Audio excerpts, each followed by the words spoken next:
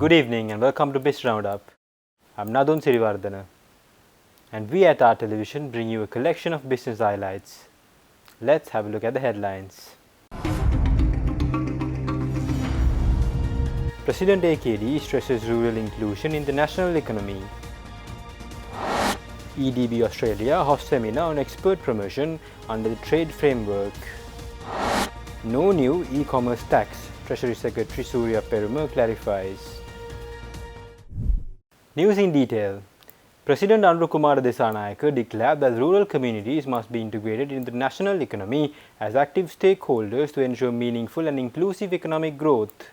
President Dissanayake said this speaking at the launch of the Praja Shakti National Program at the Temple Trees recently. The President emphasized that economic growth loses value if its benefits do not reach rural populations. He stated that while Sri Lanka has regained some macroeconomic stability, including stabilizing the rupee and reducing interest rates, the focus must now shift to expanding economic opportunities at the grassroots level. The Praja Shakti initiative is a co-government strategy aimed at empowering communities and bridging the gap between the national economic development and rural participation. The program seeks to reform existing aid mechanisms, build a unified data-driven delivery structure, and transform rural economic activity into sustainable enterprises. The official website for Praja Shakti was also launched during the event. Speaking at the event, Minister of Rural Development Dr. Upali Pannilage stated that rural poverty in Sri Lanka has continued to rise, reinforcing the need for a fresh integrated approach. Dr. Pannilage noted that the number of people dependent on state has grown from 1.1 million in 2000 to nearly 1.8 million by the end of 2024. The minister cited this as evidence of ineffective poverty alleviation programs of the past and emphasized that the new initiative was designed after evaluating their shortcomings. The minister stressed that around 79% of Sri Lanka's population lives in rural or estate areas and must be central to any national development strategy. Dr. Pannilage explained that Praja Shakti aims to eliminate poverty through targeted economic empowerment, better data systems, and minimize wastage in aid delivery mechanisms. The program will extend down to divisional secretariat levels and promote local planning based on community needs.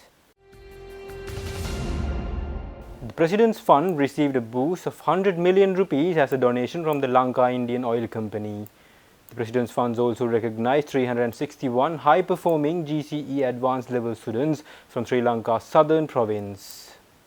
The donation was officially handed over by LIOC's Managing Director Deepak Das to Dr. Nandika Sanath Kumar Nayaka, Secretary to the President at the Presidential Secretariat recently. Just 2 days later, the President's Fund disbursed 100,000 rupees each to 361 top-performing A-level students from Galle, Mathura and Hambantota districts. The event recognized students who excelled in 6 subject streams during the 2023 and 2024 examinations with 36.1 million rupees allocated for this initiative. Speaking at the event, Dr. Kumar Nayaka stated that under the leadership of President Andrew Kumar Dissanayake, the fund has been overhauled to improve transparency, decentralization and equitable service delivery. He stressed the government's intent to ensure that state support reaches those who truly deserve it, particularly in the education sector. Minister of Industry and Entrepreneurship Development Sunil Handunhetty remarked that the fund, once marred by misuse and political bias, has now been transformed into a people's fund. Minister of Women and Child Affairs Saroja Polraj highlighted the government's focus on empowering youth through education, noting that today's students will become tomorrow's policymakers, innovators and global professionals. Now, the Export Development Board, in collaboration with the Australian High Commission and Australia's Department of Foreign Affairs and Trade, hosted a seminar in export promotion recently. The seminar was held under the framework of Australia-Sri Lanka Trade and Investment Framework Arrangement. Opening the session, EDB Chairman and CEO Mangala Vijay highlighted the importance of adopting global best practices to improve market access, trade facilitation and support for Sri Lankan SMEs. The seminar featured 2 technical sessions. The first explored how Australian exporters navigate free trade agreements and manage regulatory barriers to ensure smoother market access. The second session provided an in-depth overview of Australia's export promotion strategies. A panel discussion on SME export growth featuring experts from the EDB, the Department of Commerce and Austrade delved into practical strategies for empowering small and medium enterprises in Sri Lanka based on successful Australian models. Stay tuned, we'll return after this commercial break.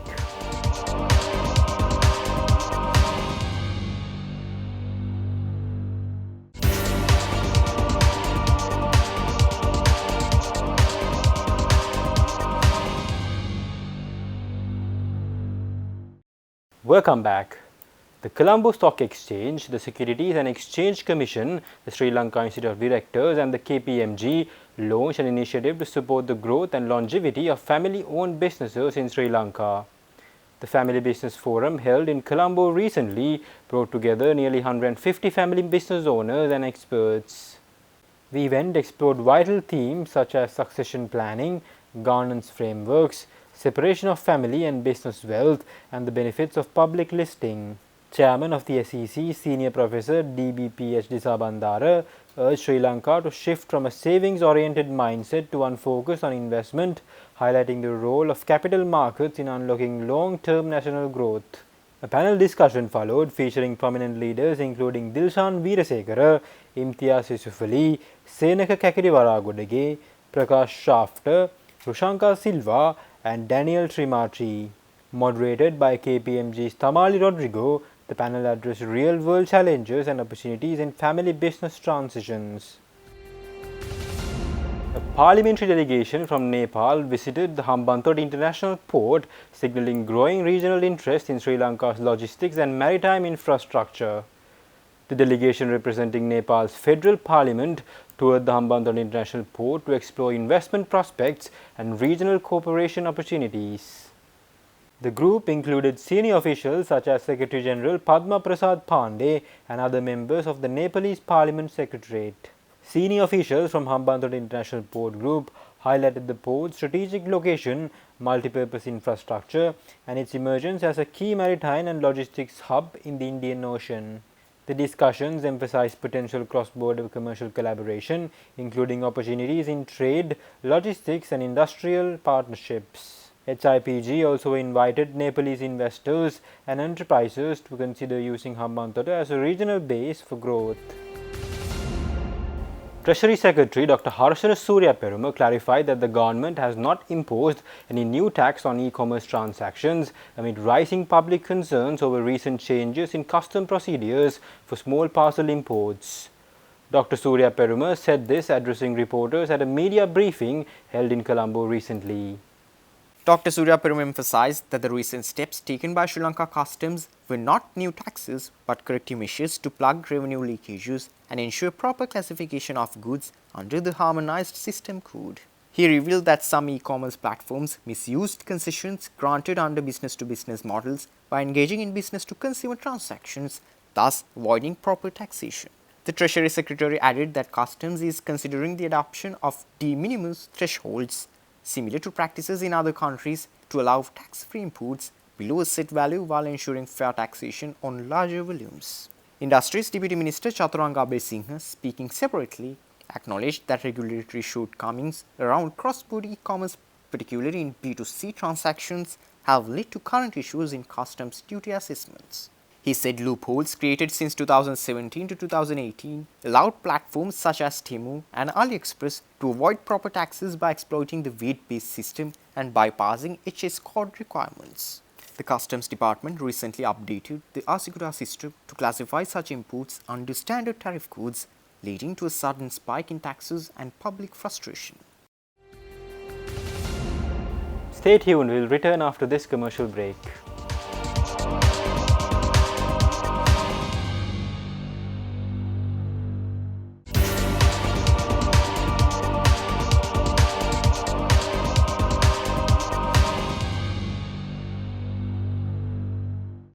Welcome back.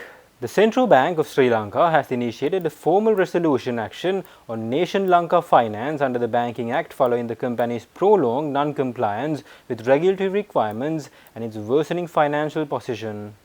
Despite multiple extensions and regulatory interventions, NLFP failed to rectify persistent issues including deficient capital levels, poor asset quality, continuous losses, and its inability to repay depositors.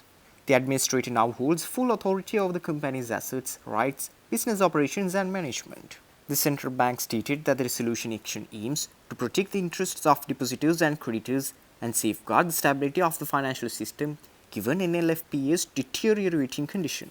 CBSL urged all parties with financial obligations to NLFP to fulfill their commitments strictly through NLFP's official bank accounts and to maintain proper payment records.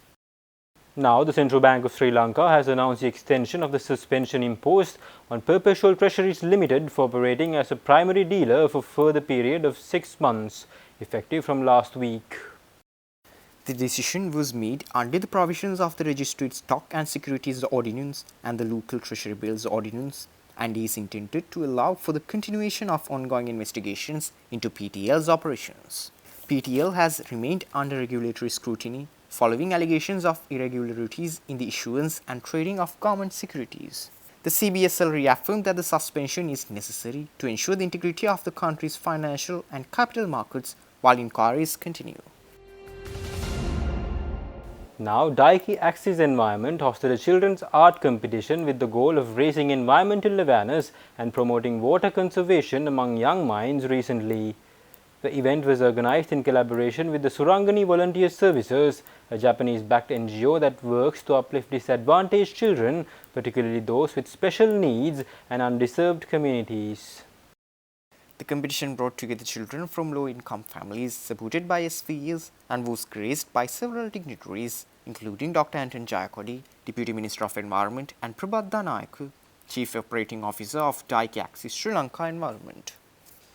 All participating children were gifted Japanese educational kits that included school bags, stationery, umbrellas, and other essentials for one academic year. 16 students across 4 age groups were selected as winners and received special prizes for their creativity. The event concluded with a Colombo City tour and complimentary meals for all students, teachers, and parents. Managing Director of Daiki Axis Environment, Roy Wasi, emphasized the broad vision behind the initiative. He said that this competition is not only a celebration of talent, but a powerful tool to encourage environmental responsibility in our younger generation. Daiki Axis Sri Lanka, a fully owned subsidiary of Daiki Japan, continues to introduce cutting-edge water treatment technologies to meet the country's increasing demand for sustainable wastewater management solutions. With that, we wind up for today. For this and more, subscribe to our channel on YouTube and follow us on Facebook. See you tomorrow with State of Business at 7:45 p.m. Take care and good night.